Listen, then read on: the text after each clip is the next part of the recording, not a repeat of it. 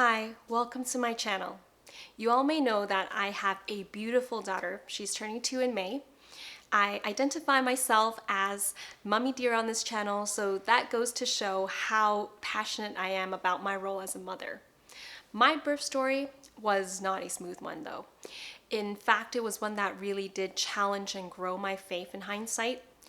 And I've encountered God countless times before this, but I have to say this experience really did bring me closer to Him on a new level. So this Easter, I find it really fitting for me to share my birth story of my daughter Arden. It was about 2 months before my expected date, and I was going in for a routine ultrasound. I was still working full-time at that time, but it was my day off.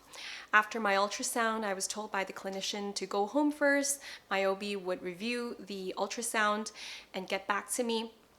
And that day, my husband was working too, and if things were as usual, he usually does come back quite a bit later in the evening. So I remember I took a random nap that day, just on the couch here behind me, and I woke up just past 5. I checked my phone and my OB had left a message there. She sounded hesitant, but concluded that the baby looked small for her gestational age.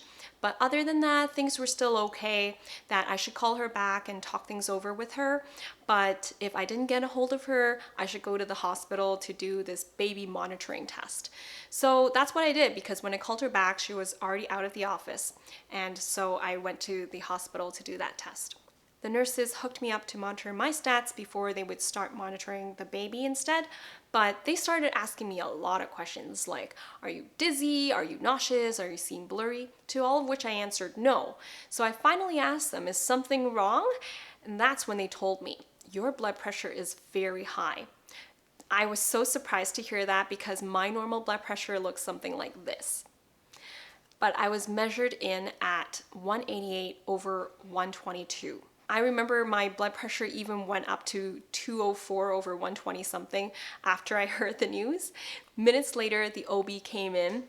He was telling me that the baby was looking very small, probably because she wasn't getting any nutrients from me due to my condition, and because my blood pressure was so high, they very likely had to deliver the baby that day.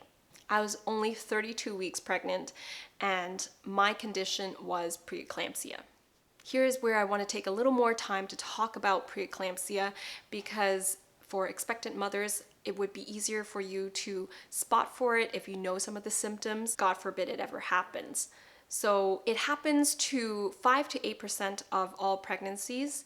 Another name for it is pregnancy-induced hypertension. So as its name implies, the only treatment, effective treatment for it, is delivery of the baby. Preeclampsia happens to pregnancies usually in the late 2nd to 3rd trimesters. Symptoms include sudden swelling, that includes especially the face and the hands, protein in the urine, and high blood pressure. So looking back, I did have those symptoms to a degree, but it's easy to write them off. You know, I was saying to myself, I'm getting a little bit more puffy in the face and my hands, but isn't that normal for mothers to gain weight, especially by the 3rd trimester?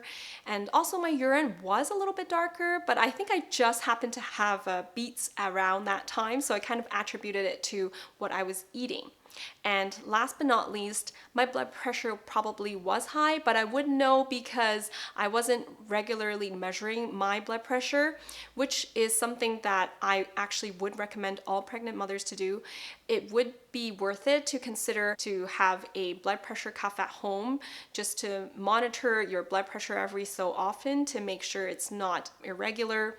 And a top brand for a home blood pressure cuff is Omron, which I will link in the description box below. Other symptoms that mothers with preeclampsia could have, but I didn't experience, was upper abdominal pain, especially on the right side, blurry vision, nausea, and severe headaches. My husband was contacted immediately, of course, and as I was wheeled in for my emergency C-section, I remember thinking to myself, you know, this could be it. This could be the end of my life. And in that moment, I was reminded of my current life, and that is my faith. So I said to God, whatever happens, I put myself into your hands and I'm yours. So immediately this overwhelming sense of peace came over me, which did not make sense with the situation I was in. So by God's grace, Arden was born on May 15, 2018, weighing just 1,220 grams. That's just over 2.5 pounds.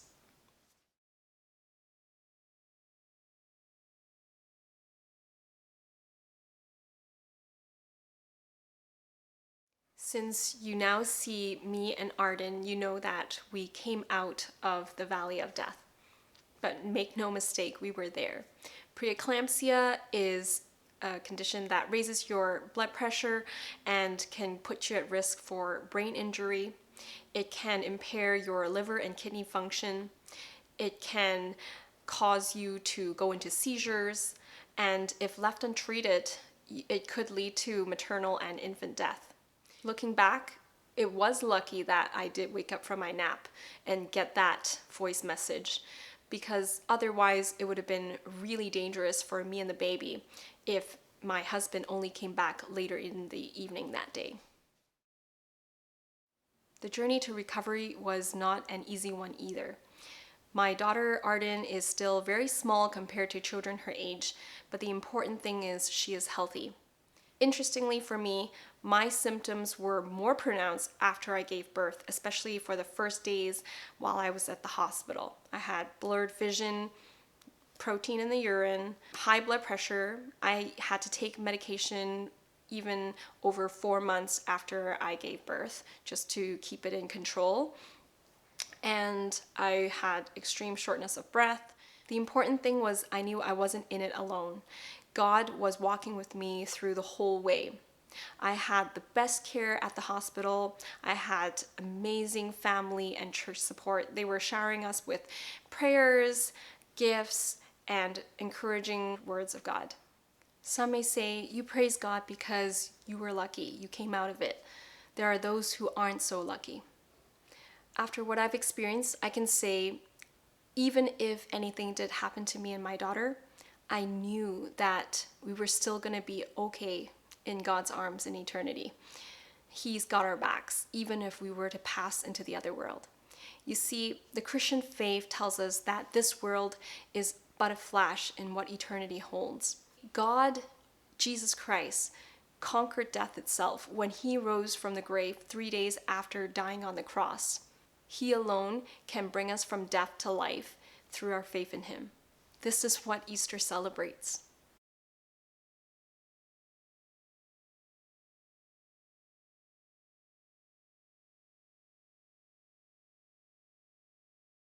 This is the faith I live by every day. The name we picked for our daughter is Arden, which is a variant of the word ardent, and it means to be passionate. I wish that we can live our lives with passion that is reflective of the passion God has for us. So this concludes my sharing for today. Happy Easter and God bless.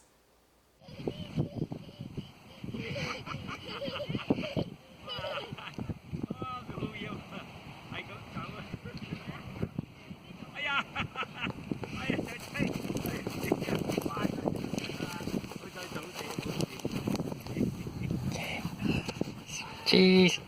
Cheese.